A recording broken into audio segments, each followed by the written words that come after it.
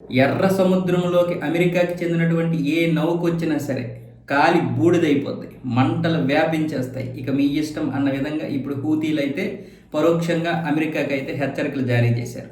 ఇంతకుముందు Hamas Israel మధ్య జరుగుతున్నటువంటి యుద్ధంలో అప్పట్లో అమెరికాకి చెందినటువంటివి ఏదైనా ఇజ్రాయెల్కి చెందినటువంటివి లేదా మిగతా వాటికంటే ఇజ్రాయెల్కి సపోర్ట్ చేస్తున్నటువంటి నౌకలు ఏవైనా వస్తే ఇలాగే కాల్చేశారు. దాదాపు 108 109 నౌకలు కాల్చేశారు హూతీలు ఎర్ర సముద్రంలోకి వచ్చినటువంటివి. ఇప్పుడేమొచ్చేసి ఆ వీడియోలకి ఒక ఇది ట్యాగ్ యాడ్ చేసి ఇదిగో ఈ విధంగా మంటల్లో కాలిపోతాయి అని ఒక చిన్న వీడియో కూడా విడుదల చేశారు హూతీలు. అంటే ఇప్పుడు అమెరికాకి చెందినటువంటి యుఎస్ఎస్ అబ్రహం లింకన్ వచ్చేసింది కదా, దీనికి తోడు మరికొన్ని నౌకలు కూడా వస్తున్నాయి. సో ఈ క్షణంలో ఎర్ర సముద్రంలోకి గనక ఎంటర్ అయితే ఈ విధంగానే గత నౌకలకి ఏ ఇదైతే జరిగిందో అదే విధంగా మిమ్మల్ని కూడా కాల్చేస్తామని హెచ్చరికలు జారీ చేస్తున్నారు హూతీలు.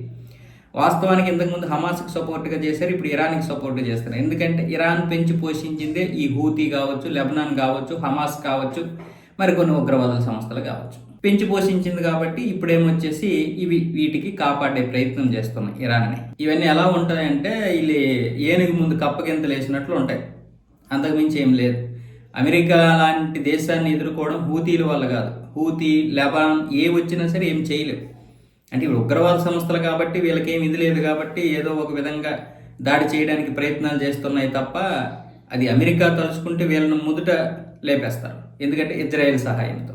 సో ఇదంతా కూడా ఒక విధంగా తాటాకి చప్పుల్లే. అంటే ఇరాన్కి ఏదో ఒక విధంగా సపోర్ట్ చేయాలని వాళ్ళు తాపత్రయపడుతున్నారు, ఎందుకంటే ఇరాన్ పెంచి పోషించిందే కాబట్టి.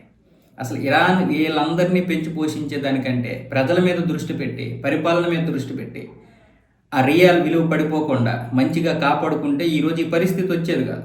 ఏదేదో ఊహల్లో బ్రతికేసి ప్రపంచాన్ని శాసించకపోయినా కనీసం ఇక్కడ ఉన్నటువంటి ఇస్లాం ప్రపంచాన్ని అయినా శాసించేస్తానని ముందుగా ఏదేదో భవిష్యత్తును ఆలోచించేసి అందరినీ పెంచి పోషించింది. లెబనాన్ని, హమాస్ని, హూతీల్ని, అలాగే అణ్వస్త్రాలకు కూడా చాలా వరకు మంచిగానే డబ్బు ఖర్చు పెట్టింది. కానీ అదేని చేసిందంటే అది లేదు. పోనీ ఆ విధంగా అణ్వాయుధాలు తయారు చేసిందంటే మాత్రం ఇప్పటికి ఇరాన్ లెక్క వేరే ఉండేది. ఖచ్చితంగా అమెరికా భయపడేది. అలాంటిది ఏమీ లేదు. ఆ ప్లూటోనియం, అలాగే యురేనియం, ఇలా వీటి కోసమే, ఆ సెంట్రిఫ్యూజుల కోసమే చాలా డబ్బులు తగలెట్టేసింది. ఇప్పుడు అమెరికా ఇజ్రాయెల్ దాడితో మళ్ళీ వాటిని చేంజ్ చేస్తుంది. ఇదంతా ఎంత పెద్ద డబ్బు, ఇంత డబ్బు ఎక్కడి నుండి తేవాలి? ఇప్పటికే 15 లక్షల ఇరాన్ కలిస్తే కానీ $1 రావడం లేదు. మొత్తం ప్రపంచంలోనే అత్యంత దారుణమైనటువంటి పతన స్థితికి వచ్చేసింది ఇరాన్. ఇలాంటి పరిస్థితుల్లో ఉంది అంటే ఖచ్చితంగా ఇంతకుముందు చేసినటువంటి ప్రణాళిక. 1978లో ఇస్లామీకరణ జరిగిన తర్వాత 1-2 దశాబ్దాలు బాగానే ఉంది ఇరాన్. అంటే బాగానే ఉందంటే అలా జరిగిపోయింది. తర్వాత మొదలయ్యాయి దీంట్లో ఉన్నటువంటి ఇబ్బందులు. ప్రజలు ఇబ్బందులు పడ్డారు, ప్రభుత్వాలు ఇబ్బందులు పడ్డాయి, ప్రభుత్వం ఏదో ఆలోచించేసింది, ఏదేదో జరిగిపోయింది. చివరికి ఏమొచ్చింది, 2025 2026 వచ్చేసరికి అసలు ఇరాన్ ఉంటుందో ఉండదో తెలియదు.